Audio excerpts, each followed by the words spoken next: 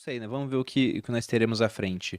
Mas já pegando um pouco da questão do que a gente quer abordar aqui no podcast. Porque a gente falou de Argentina até agora, mas lá a gente tinha a seguinte indagação no título: será que o Brasil vai tomar o mesmo caminho da Argentina? E eu queria saber um pouco da opinião de vocês, sobretudo porque a gente está num primeiro ano de um novo governo que tem, em termos ideológicos, muito mais proximidade com as pessoas que governaram a Argentina durante a maior parte do tempo, né? O governo kirchnerista, e que também tem ideias econômicas mais, digamos assim, heterodoxas. Então, qual a visão de vocês? Pode começar. Agora sou eu, né? Bem, vamos aos fatos, né? Promessas de campanha sendo cumpridas. A questão do aumento, primeiro, né? Vamos lá, mudança de conceito. Gasto público não é despesa, não é gasto, é investimento. PEI, vai aumentar gasto público através de aumento de carga tributária. E a gente está falando de alta de carga tributária agora do arcabouço, não. Isso o ministro da Fazenda falou lá em janeiro. Ele anunciou o pacote de 242 bilhões total e de aumento de carga tributária em si, de novos impostos, né? Ou de aumento de alíquota em torno de 153, salvo engano. Então, vai aumentar a fiscalização, acabar com alguns créditos, a questão do CAF, do voto de Minerva. Enfim, isso foi anunciado em janeiro. Eu não entendi porque não deu muito alarde na época. Então, já tinha anunciado isso. A questão do teto de gastos foi também promessa de campanha, de que isso iria ser extinto.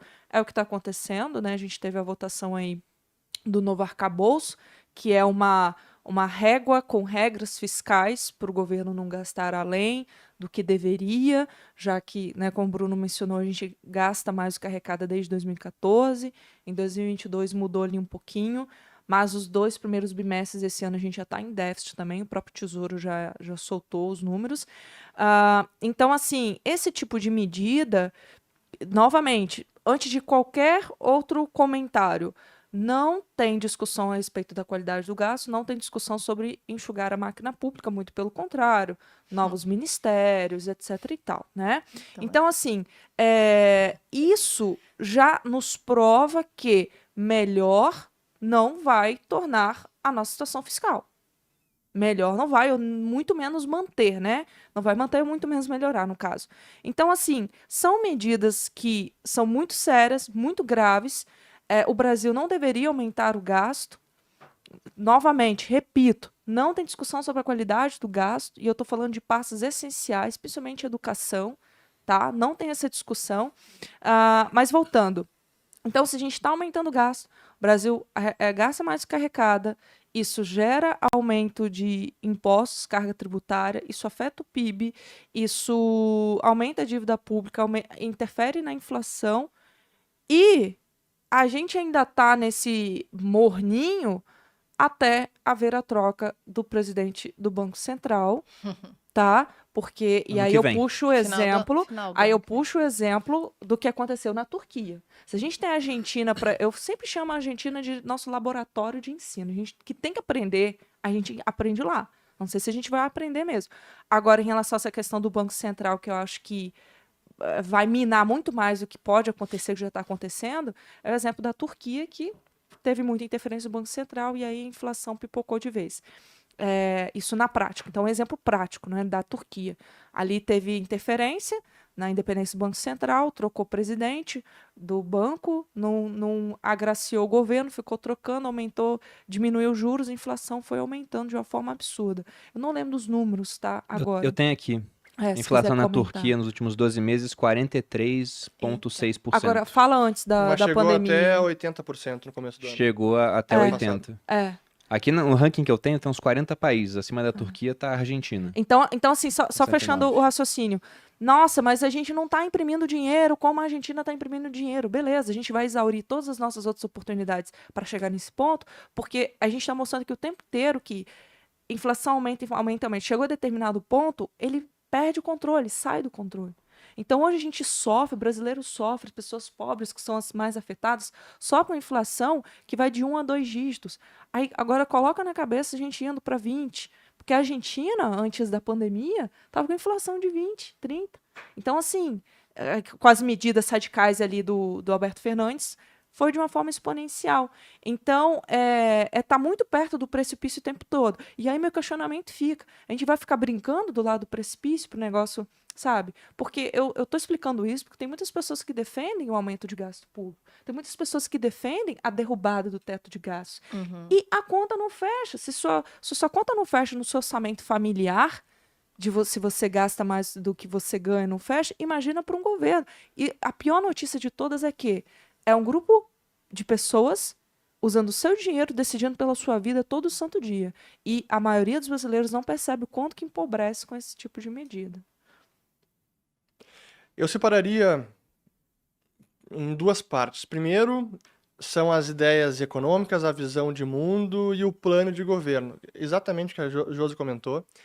E para mim era tão óbvio que esse seria o plano. Eu vim falando sobre isso durante o ano todo, não apenas pelas declarações do Lula, se bem que durante a campanha ele foi bem contido e não revelar todas as suas intenções. Conseguiu angariar apoio de muita gente, alguns até liberais, com várias aspas do lado. Mas o fato é que o caminho que eles gostariam de seguir estava dado. Para mim isso era claro. E agora vendo as declarações depois da vitória, depois de assumir o governo, a formação do ministério, os planos, é exatamente a cartilha da Dilma, é uma reedição de tudo. E não é apenas a cartilha da Dilma, é a cartilha do Lula, do PT e dos seus assessores econômicos que embasa o plano de governo. E é o que até em preparação para essa nossa conversa, eu lembrei de um livro que é argentino, não esqueci o nome do autor agora, mas é um livro econômico que fala sobre o populismo macroeconômico. E aí tem os pilares do populismo macroeconômico. Todos que a Argentina seguiu com o kirchnerismo, que a gente seguiu com Dilma, Estado cada vez mais presente, estatizante, investimento público, controle do câmbio, expansão fiscal, déficit fiscal, gasto é vida. É mais do mesmo. Crédito subsidiado por bancos públicos é a mesma coisa que a gente viu com Dilma, estamos vendo agora. Essa é a primeira parte, o receituário econômico. Porém, da mesma forma como o Macri tem as suas ideias, mas vai ter dificuldade de implementá-las na totalidade ou qualquer uma delas, o plano de governo do PT também vai enfrentar alguma rejeição, algum obstáculo para ser implementado na prática. Então, felizmente, eu estou vendo que no lado econômico está havendo algum contrapeso do lado do Congresso, da opinião pública, até mesmo do STF. A gente viu o marco do saneamento. Excelente, absolutamente necessário para todos os brasileiros. E aí o Lula passou aquela medida com, acho que foi 2 artigos que ele estava removendo, um grande retrocesso, ia praticamente minar o marco do saneamento e o Congresso derrubou, felizmente. Então, está havendo um contrapeso na parte econômica do Congresso, onde eu acho que não vai haver um contrapeso na parte mais política, não econômica, de cerceamento de liberdades individuais, na questão da liberdade de expressão, nas redes sociais, internet. Aí me parece haver um consenso maior entre toda a classe política, executivo, judiciário, legislativo. Mas no campo econômico, eu vejo muito menos adesão a essas ideias. Por exemplo, a autonomia do Banco Central. O Lula fala sobre isso toda vez que pega o microfone. E é uma ideia que nem sequer é debatida. Ninguém nem fala isso porque é sacramentado, esqueçam. A autonomia do Banco Central foi passada, é necessária, a gente não vai tocar nesse assunto. E o Lula já se deu conta. Mas a autonomia também não é uma blindagem total da interferência política. Vocês lembraram que ano que vem temos, sim, o fim do mandato Roberto Campos Neto, 31 de dezembro. Já temos possivelmente um candidato a substituí-lo, Gabriel Galípolo, que foi indicado para a diretoria de política monetária. E durante o mandato do Lula, ele vai conseguir nomear 8 dos 9 diretores do Banco Central. Então, digamos que até o fim do mandato, todos podem estar mais ou menos alinhados à heterodoxia do PT. É ruim, sem dúvida, e é um risco que a gente não pode menosprezar.